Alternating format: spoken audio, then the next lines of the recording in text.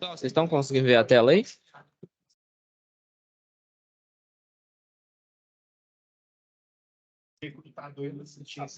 Pode mandar no chat aí qualquer coisa.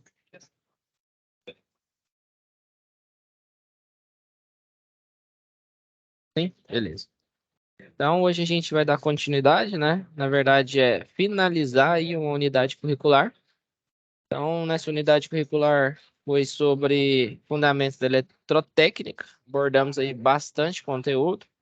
Esse processo de medição, né? Processo de readequação de um banco de baterias, tá? Teve ali uma parte de segurança, né? Que ele foi um contexto ali, que você lia um contexto e ele mostrava algumas metodologias de segurança. E por fim, né, a última atividade foram os filtros, tá? Então, quem não conseguiu entregar, por favor, pode me mandar mensagem, tá?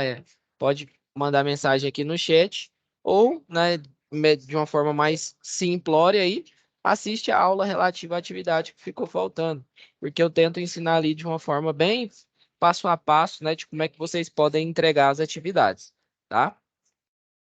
Então, hoje, né, a última aula da unidade curricular, vou abordar com vocês aí alguns conteúdos que eu considero importante, né, quando a gente fala de eletricidade, a gente vai relembrar alguns conteúdos para fechar, né, todo esse ciclo de eletricidade e ir ali para um ciclo, né, voltado um pouco mais para a mecânica, né, o funcionamento mais mecânico, alguns processos de medição e assim sucessivamente, tá?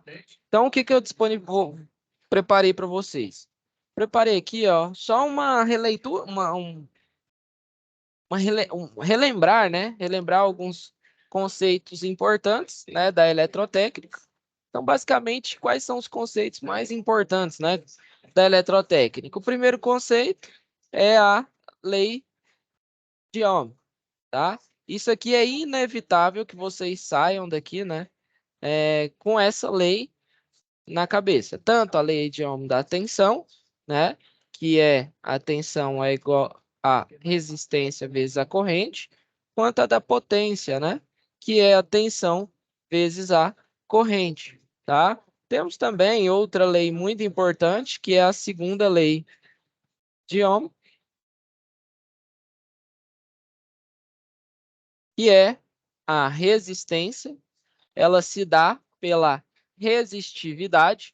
Essa resistividade, ela está diretamente ligada ao tipo de material, tá? Multiplicado pelo comprimento sobre a área, tá? Então, temos essas grandezas aqui também, que é a segunda lei de Ohm. Outro item muito importante são as leis de Kirchhoff. Acho que é assim que escreve, se eu não me engano. Deixa eu ver se é assim mesmo. Kirchhoff. Kirchhoff. O que fala a lei de Kirchhoff? Nós temos dois tipos, né, de leis de Kirchhoff, tá? Então, temos a LKT, que é a lei de Kirchhoff das tensões. Ele está diretamente ligado às malhas, né? Então, a gente analisa a queda de tensão nas malhas. O que é uma malha, professor? Eu não lembro. Quando a gente tem um circuito, né? A gente tem aqui uma malha onde fecha o circuito, né? Onde é uma passagem só para as correntes, né? Então, a gente chama de LKT, ou Lei de Kirchhoff das tensões, que a gente observa, né, as malhas dos elementos, onde a queda, né? Então, vamos supor que a gente tenha resistores aqui. Então, a elevação e queda das tensões dentro de uma malha, ela tem que ser igual a zero, né? Aí a gente coloca esse símbolo aqui, ó. A elevação e queda das tensões, né? A somatório das quedas de tensão tem que ser igual a zero.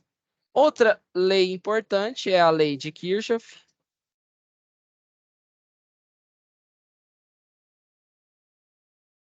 Tem mais um H aqui. É a lei de Kirchhoff. LKN. Temos a lei de Kirchhoff das tensões e lei de Kirchhoff das correntes, ou lei de Kirchhoff dos nós. Nessa lei de Kirchhoff aqui, N, que seria dos nós, a gente observa os nós, ou LKC, né? Esse aqui, ó, tem muitas literaturas que trata como LKC também. Opa, vou colocar preto. LKC, que é a lei de Kirchhoff das correntes, tá? O que é um nó? Normalmente, quando a gente tem aqui, ó, um elemento, né? Que a gente tem lá 10 ohms, 20 ohms, 30 ohms. E temos lá uma tensão de alimentação qualquer, né? Vamos colocar que é 30 volts. 30 volts ele tem que ser consumido. Então, aqui ele vai consumir um pouco, aqui ele consome um pouco, e aqui ele consome um pouco. Quando chega aqui, essa tensão ela tem que ser zero. E é justamente o fato da tensão sair positiva, né, uma tensão alta, e aqui ser zero, é o que a gente chama de diferença de potencial na elétrica, tá? É o que a gente chama de DDP. DDP é a mesma coisa que eu falar que é a tensão. Então, se vocês escutarem, né, em um processo seletivo ou em alguma outra atividade que vocês estiverem fazendo, qual que é o DDP? Significa tensão. Qual que é a tensão de alimentação e qual que é a diferença da tensão que sai e a tensão que entra? Então, a diferença da tensão que sai para que entra, nesse caso, é 30, né? Porque a gente sai com 30 volts e volta com 0 volts, né? Já no caso da lei de Kirchhoff das correntes, a gente não analisa em forma de malha. A gente analisa em forma de nó, né? Então, vamos supor que a gente tem aqui, ó, um elemento, uma malha e outra malha aqui, né? Vou colocar aqui bonitinho. Então, aqui nós temos duas malhas, né? O que significa isso, então? Em um circuito com duas malhas, a gente vai analisar o ponto de ramificação, né? Para a lei de Kirchhoff das correntes, a gente analisa a ramificação. Em qual momento desse circuito que ele se ramifica? É quando ele entra um aqui para baixo e sai um aqui. Então, esse ponto aqui a gente chama de ramificação, porque minha corrente ela pode tomar dois caminhos. Quando a gente associa a corrente com a água, fica mais fácil da gente entender esses elementos, né, da eletricidade, tá? Quais são esses elementos da eletricidade? É justamente a corrente, né? A corrente ela pode se associar ao fluxo de água.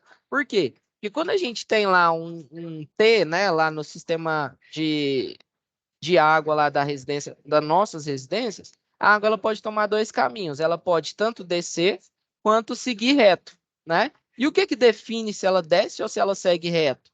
É se aqui nesse aqui está aberto ou esse aqui está aberto. Então, na teoria, quanto maior o resistor, maior é o impedimento da passagem dos elétrons. Então, significa que se aqui tem um resistor de 100 ohms e esse aqui tem um de 10 ohms, significa que essa torneira ela vai estar mais fechada do que essa aqui, né? Essa aqui, ela impede muito mais os elétrons de passar do que essa aqui, porque elas têm um nível maior. Então, a resistência ela funciona como se fosse o registro da torneira. Então, quanto mais aberto o registro, maior minha resistência. Quanto mais aberto, né, menor minha resistência. Quanto mais fechado, maior a resistência. Então, a gente já começa a fazer uma associação desses elementos. Então, o que que a lei de Kirchhoff fala? Das correntes fala? Que a soma e a queda de... Na verdade, a soma e a queda é esse aqui, né? Acho que alguém fez alguma pergunta. Deixa eu ver. Ah, não, era só responder. Esse aqui, ele fala que a soma das correntes que entram dentro de um nó tem que ser igual à soma das correntes que saem, né? Então, a gente nomeia assim, ó. O I total que entra tem que ser igual ao I total que sai, né? O inicial tem que ser igual ao final, tá? O que significa isso? Significa que se eu tenho aqui 1 ampere, né? Vamos colocar a corrente. A corrente a gente trata como ampere. Deixa eu diminuir isso aqui. Se eu tenho aqui 1 ampere entrando nesse circuito, e eu tenho aqui descendo 0,5 ampere. Para onde vai os outros, né? O outro 0,5, ele vem reto aqui, né? Então, normalmente, o que entra dentro de um nó é o mesmo da quantidade que sai. Quando a gente faz essa associação lá com a torneira, a quantidade de água que entra dentro de um joelho hidráulico lá tem que ser igual à quantidade que sai, porque a água não tem como ela evaporar lá dentro ou ela sumir dali de dentro. Ela tem que ir para algum lugar. Para um lado ela vai mais e para o outro ela vai menos. Ou às vezes os dois estão abertos do mesmo tanto, né? Vamos supor que esses dois aqui tenham valor 100. Significa que esse é 100 e esse é 100. Então as duas torneiras elas estão abertas iguais. Então significa que a corrente ela vai se dividir igualmente para os dois lados. Mas vamos supor que uma ela está mais aberta e a outra está mais fechada. Então, a corrente ela prefere passar por aonde está mais aberto, né? Porque ela tem mais facilidade. Então, baseado nisso, que a gente desenvolve a lei de Kirchhoff das correntes, tá? Vocês conseguiram associar esses elementos aqui? Até aqui tá tranquilo?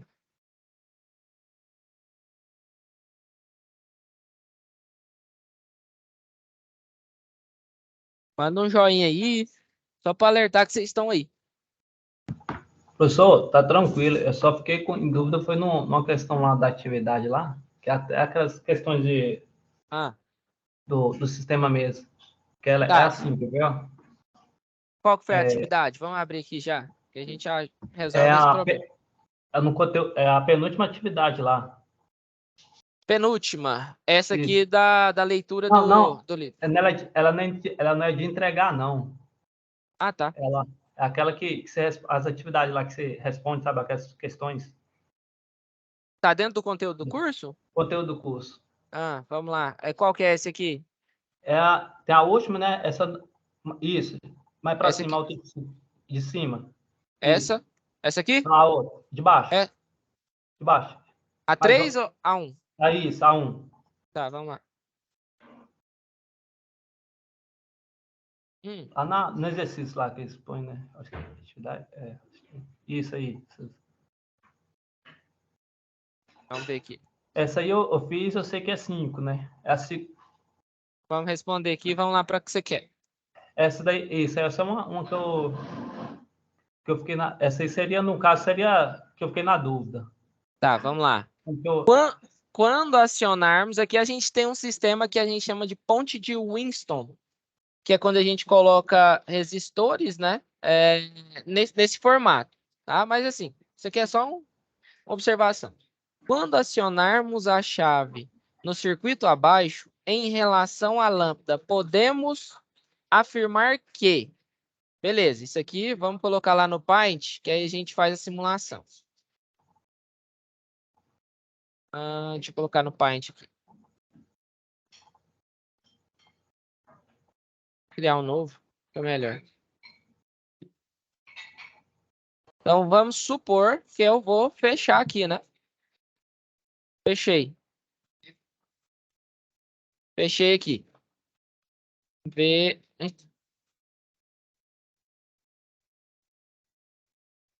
eu ver aqui onde está. Primeira opção, queimará por sobrecorrente. O que você acha? Você acha que sim ou acha que não? Eu levava... Aqui ele não fala, né, qual que é a corrente da lâmpada. Então, não sei, eu imagino que não. Vamos lá. Terá potência média, pois os resistores são iguais. Não será energizado. Não funcionará, pois sua tensão nominal é 12 volts. Nenhuma das alternativas anteriores está correta. Se eu fecho aqui, aqui eu tenho uma tensão chegando no meu circuito, né? Então, aqui eu tenho uma tensão chegando. Aqui, a minha tensão que passa nessa malha é 12, ou é 24, e nessa aqui é 24 volts. Beleza. Quando ele chega aqui, muito provavelmente, Deixa eu ver. Aqui ele vai estar alimentado por 12 volts. Aqui ele vai estar alimentado por 24 volts. Só que aqui tem uma resistência. Deixa eu ver, eu não tinha visto esse exemplo aqui, não. Você tirou qual conclusão que você já tinha tirado dele? Vamos ver aqui. Qual que foi o conceito que você tirou aqui? Ué, para mim que ia queimar, só que Hum, não é, né? Não é a resposta não deu é? errado.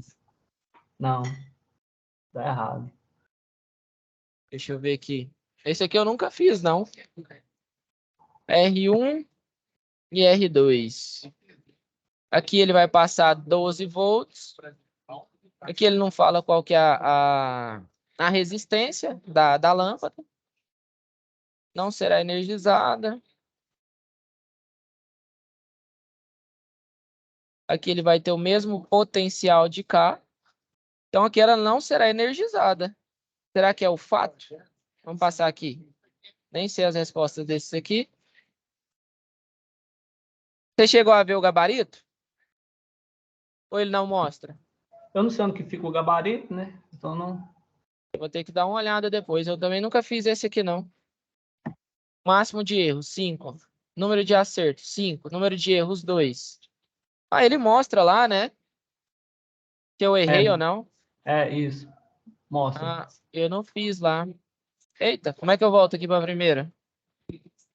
Aí você vai fazendo que. Que ele volta. Aí, ó, Aqui, ó. Então, aqui, ó. Número de acertos, 0. Então, se eu colocar que não será energizada, eu acertei. Agora, você quer que eu te explique o porquê? Vamos ver. Por que que eu imaginei que não seria energizada? O que que eu falei lá sobre a diferença de potencial? Eu voltar, eu agora tenho que ver como é que vai voltar lá. Aqui. O que que eu te expliquei sobre a diferença de potencial? Deixa eu levar ela para cá. O que que eu, se tivesse num concurso e eu tivesse que chutar, né? Quando esse sistema está alimentado, então eu tenho aqui 24 volts. Então aqui eu vou ter uma alimentação de 24 volts positivo e aqui eu vou ter 24 volts positivo. Desse aqui, ó, ele vai descer, né? Aqui vou ter um consumo. Muito provavelmente o consumo vai ser de 12 volts. E aqui eu vou ter um consumo de 12 volts. Quanto que chega aqui nesse ponto? 12 volts positivo. Ele não tem referencial negativo. Por quê? Porque aqui eu chego com 12 volts e aqui eu chego com 12 volts. Qual que é a diferença de potencial na lâmpada, então? Eu não tenho que ter um potencial positivo e um negativo para ligar minha lâmpada? Sim, tem que É ter. o que eu acabei de falar. Você tem que ter lá, para fazer qualquer coisa ligar, você tem que ir um circuito positivo e negativo. Se eu não tiver uma diferença de potencial, se eu tiver 30 volts aqui e 30 volts aqui, nada vai acontecer, porque não teve consumo. Agora, se eu tenho uma diferença de potencial aqui de cima para o de baixo, aí eu tive consumo, que não é o que acontece nesse caso. Esse caso aqui, ele não tem referencial de tensão, entendeu? Aqui é 12 e aqui é 12 volts. Então, no meio aqui, ó, não tem diferença de potencial. O elétron ele não vai passar para cá e nem passar para cá. Ele só vai descer. Entendeu? Aí o que me confundiu é porque você viu que tem outra fonte. Parece que é duas fontes aqui, né? Duas. Não, isso aqui é a parte negativa da mesma bateria. Ó, aqui é a parte Mesmo? negativa. É como se Tá. fosse a parte de trás da bateria e a parte da frente da bateria. Tá, entendi. Se Achei que era duas tivesse. fontes que eu falei, ai. Não, se tivesse um maisinho aqui, ó, um lado maior, isso aí é uma positiva, né? Ele ia estar uma de costa para outra. Tá? Mas você conseguiu entender esse conceito aqui, né? Isso aí eu consegui entender. Agora você explicando. O desenho Tá? que me confundiu ainda. Aqui não tem nem cálculo para fazer, né? É Assim, só às vezes interpretação, é só interpretação. é justamente isso que eu quis dizer É, para vocês, a diferença de potencial. Se tiver diferença de... é igual normalmente quando a gente está vendo lá, tem um pássaro lá no sistema de alta tensão. Por que que ele não acontece nada com ele? Porque não tem diferença de potencial. Mas isso. deixa ele encostar em outro fio. Aí eu vou ter uma onda lá em cima e uma onda lá embaixo. Aí isso que gera o choque elétrico. Entendeu? Por isso que Tem aquele pessoal que faz manutenção em rede viva, né, em linha viva. Aí ele tem que encostar só no fio. Ele vai estar potencializado numa tensão. Ele vai estar no mesmo potencial da rede. Só que, contanto que ele não encoste em outro lugar, para ter diferença de potencial, não vai acontecer nada. Beleza? Beleza, professor. Beleza. Esse aqui é legal, ó. Gostei. Eu não tinha visto ainda, não. Que ele tem outros elementos. A figura mostra um sensor indutivo. Os sensores indutivos são largamente utilizados em circuitos de automação. O princípio de funcionamento desses sensores é baseado no material dielétrico no núcleo da bobina que os compõe. Quando uma peça metálica é aproximada no núcleo, o campo magnético passa pela peça variando a intensidade do campo, o que faz variar a indutância da bobina. Num circuito RL, energizado por um gerador CA, podemos verificar essa variação na tensão do resistor associado em série ao indutor. Essa variação de tensão no resistor é percebida eletricamente e ativa a saída do sensor. Tá, então aqui a gente tem a bobina, né? Ela funciona aí como se fosse um sensor indutivo. Qual é a equação que traduz corretamente o que foi exposto? É dada por, então vai ser a corrente no resistor mais a tensão, a queda de tensão no resistor, mais a queda de tensão no indutor. Como é que a gente acha a queda de tensão no indutor? Queda de tensão no indutor é dada por a reatância indutiva, né? Falei com vocês sobre reatância indutiva. É igual a 2πf vezes L. Então, essa aqui é a reatância. Para a gente encontrar a tensão, vai ser igual a I sobre I vezes XL. Esse XL é isso aqui, ó. Então, a queda de tensão no indutor, ela é dada por I vezes 2πfL. Ó, isso aqui é interessante, hein, pessoal? Vezes, né? Vai ser aquela queda de tensão vezes RI, né? Que é a queda de tensão no resistor. Vamos ver se eu sei. É isso mesmo, ó. I vezes... Não, se eu já estou multiplicando o I aqui, ó. I vezes esse valor, 2πfL mais IR. Deixa eu ver se é isso aqui mesmo. Eu chutaria esse aqui. Estou com 2 acertos. 3 acertos. Legal, legal, legal. Mais alguma dúvida nesse aqui, inclusive? Vou falar com vocês agora sobre essas formulazinhas de reatância. É uma boa deixa. Eu já ia falar sobre isso mesmo. Com alguma dúvida por enquanto? Não, estou com dúvida não. Valeu, professor. Beleza, tamo junto. Então aqui, ó. Então, pessoal, quando a gente fala sobre a resistência, nós temos a resistência do resistor e temos dois outros elementos que são importantes, que são as reatâncias, tá? Então, temos a reatância... Opa, eu mostrei na última aula, né? Reatância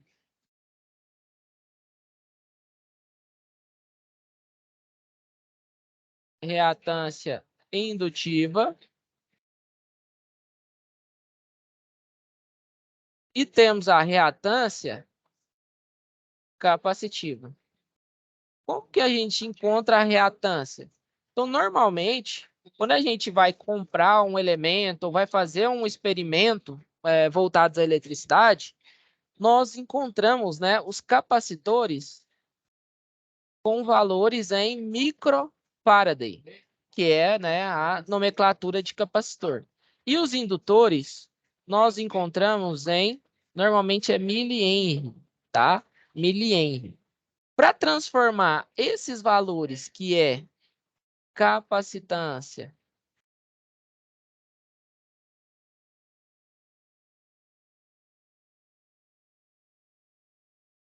e indutância,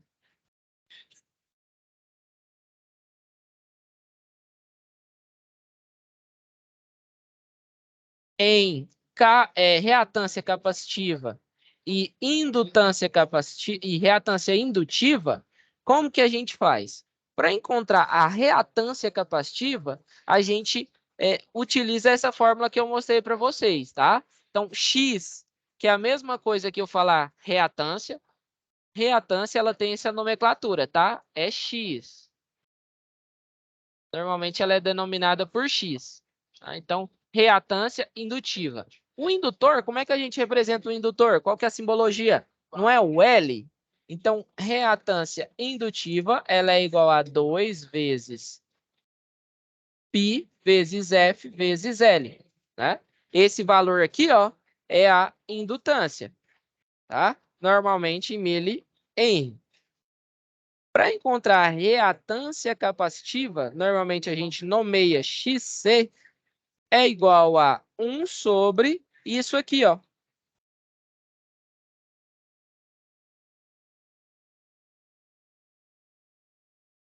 Normalmente, pessoal, em algumas literaturas, eles podem chamar isso aqui, ó, de um...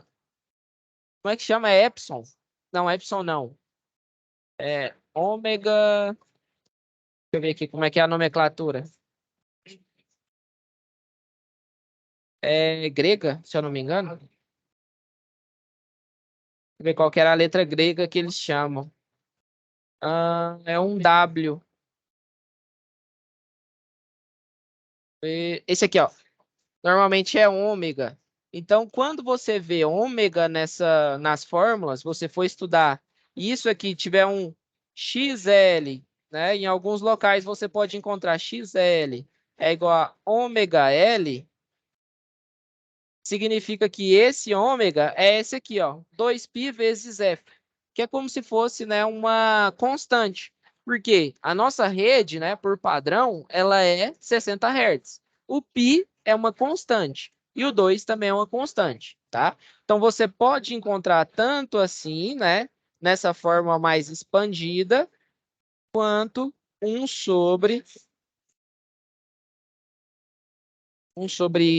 já esqueci, tô ruim da memória.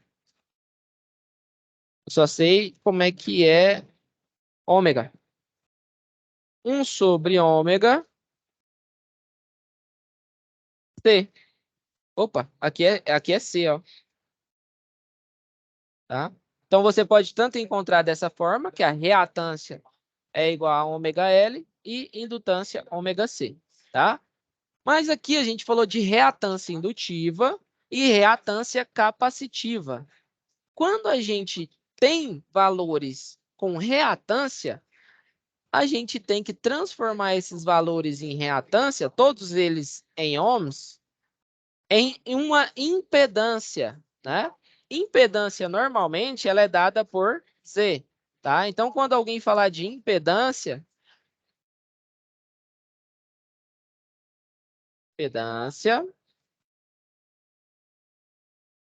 vai ser um valor real, vai ser um valor de resistência, né? Que é um valor real, mais J, um valor imaginário, né? Só que o que significa isso, professor? Nossa, você está viajando agora, falando sobre valor real, valor imaginário. O que significa isso? Quando a gente tem aqui, ó, um gráfico, né, uma planta cartesiana, no eixo X, né, para quem lembra aí de geometria, a gente tem os valores reais. E no eixo Y, nós temos os valores imaginários, tá? O que significa isso? Quando eu estou trabalhando com capacitor e indutor, então meu capacitor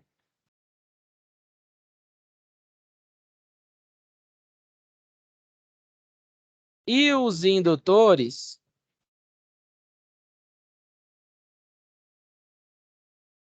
opa, e os indutores, eles são considerados valores dos imaginários, tá? E o real, professor? O que significa esse real aqui? Os números reais, eles são obtidos pelos resistores. Então, nos resistores, nós temos os números reais, tá? Então, é basicamente isso. Todas as vezes que nós formos representar os números reais, nós representamos no eixo dos números reais, que são os resistores.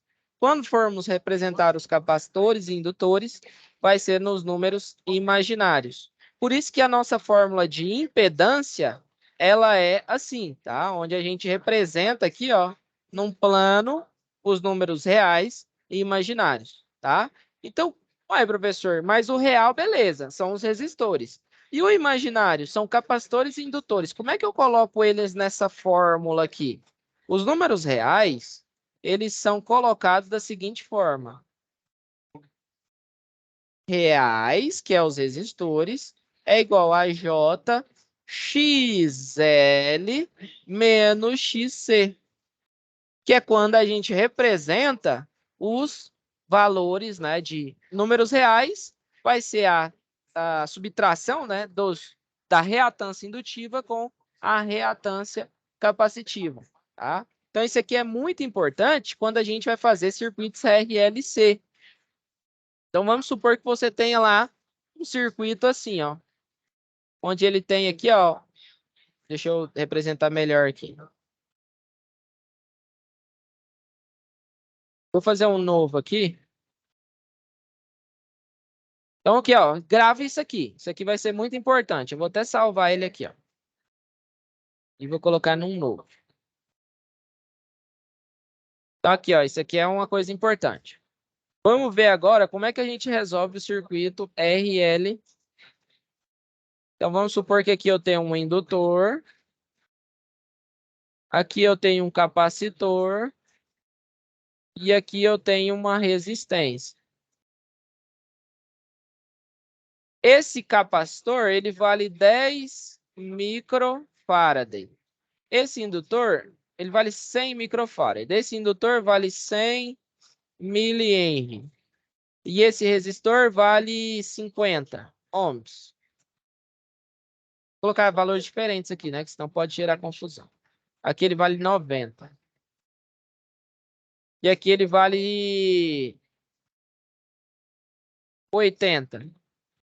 80 ohms. Como esse circuito está todo em série, como é que a gente calcula, então, a impedância desse circuito? Esse valor aqui, eu sei que é o valor real.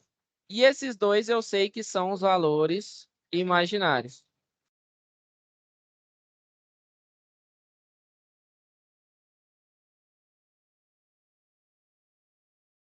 Desculpa aí, pessoal, estou meio gripado, tossindo aqui direto. Então, aqui eu tenho 30 volts e aqui eu quero calcular agora esse circuito, que é um circuito RLC, tá? Então, como é que eu faço? Esse valor aqui eu tenho que transformar no número imaginário, né? Então, aqui eu já tenho um plano cartesiano, onde eu já tenho o número da resistência. Minha resistência vale 80.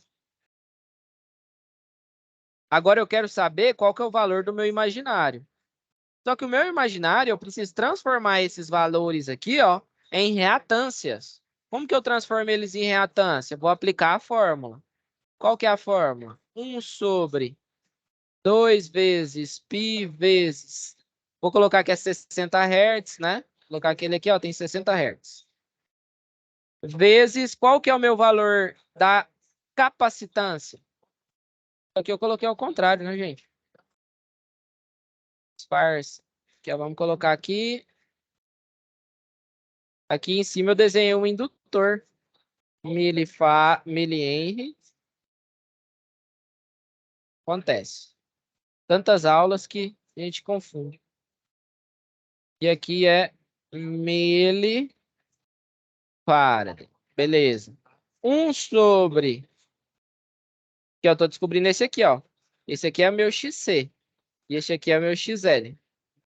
Então, aqui, ó, vezes 90 vezes 10 a menos 6, né? Por que a menos 6? Micro é 10 elevado a menos 6, tá? Então, dá uma relembrada sobre os múltiplos e submúltiplos. Deixa eu ver aqui se eu acho a calculadora para a gente fazer esses cálculos. Vamos fazer então, ó. 1 dividido por 2 vezes π. Como é que eu faço π? Shift X. Que aí tem um π aqui, ó. Vezes 90 vezes 10 elevado a menos 6. Então, aqui eu tenho 2 vezes π. Opa, 90 não, né? Tem que colocar um 60 ali, ó. 1 dividido por 2 vezes π vezes 60 vezes 90 vezes 10 elevado a menos 6. Então, vou encontrar aqui um valor de 29,5. Vou arredondar. Isso aqui, reatância capacitiva. Então, esse valor que valia 90 microfarad, quando eu transformei ele em capacitância, ele agora tem, ó, a capacitância desse mesmo componente é de 29,5 ohms. Beleza. Agora eu preciso transformar o outro, né?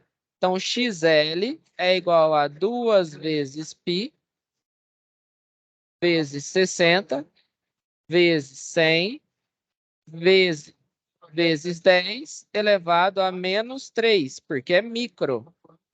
Vai dar, então, 2 vezes π vezes 60 vezes 10 elevado a menos 3. Aqui, 2 vezes π vezes 60 vezes 10 elevado a menos 3. Que ele vai dar 0,00 alguma coisa. Deixa eu colocar um valor menor de impedância para ele dar um valor inteiro, porque senão fica muito confuso.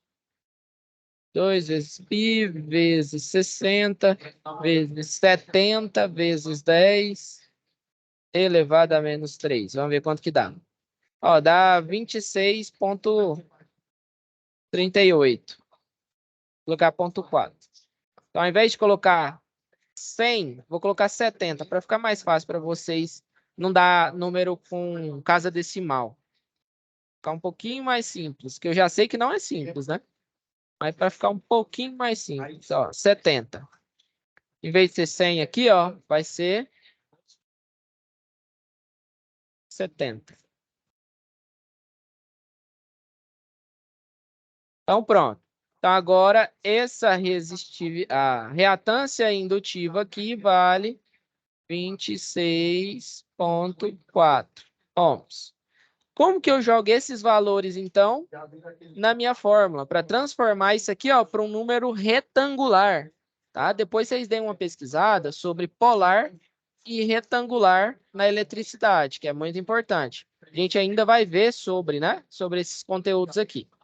Polar e retangular. Em outro momento, quando a gente estiver fazendo a análise de circuito, vocês vão ver com mais profundidade. Mas é importante que vocês saibam disso aqui. Como que a gente transforma essa resistência em uma impedância? Então, a impedância total do meu circuito é igual a 80, todos os valores em resistência, mais J, que significa número imaginário, XL, qual que é meu XL? 26,4, menos meu XC, 29,4. Então, se eu fizer esse cálculo, né? Vou ficar, então, com 80 mais J igual a... Vou fazer essa soma, né? 26 menos 29,4. Significa, então, que eu tenho aqui, ó, um valor de aproximadamente 3, né? Menos 3. Então, aqui vou ter menos J 3 ohms. Então, a minha impedância total, para descobrir a impedância desse circuito, é dessa forma que a gente calcula, tá? Então, baseado nessa impedância, quando a gente tem elementos de RLC, a gente não tem mais resistências. Temos impedâncias, porque esses elementos aqui são elementos imaginários. Então, seria aqui, ó, um valor 3, né? Então, o nosso circuito ele teria mais ou menos essa aparência aqui, ó. 3 para imaginário e 80 para real, né? Número real, tá? E como é que a gente calcula a corrente, então? Então, corrente total vai ser igual a tensão, né? Tendo em vista que a tensão ela também tem um ângulo, né? Normalmente é em polar, dividido pela impedância, né? Então vai ser 80 menos J3. Tá? Aí você faz esse cálculo. Lembrando que para fazer esse cálculo, você vai ter que estudar necessariamente polar e retangular. Essa aula ela não foi com esse intuito, né, de vocês estudarem polar e retangular.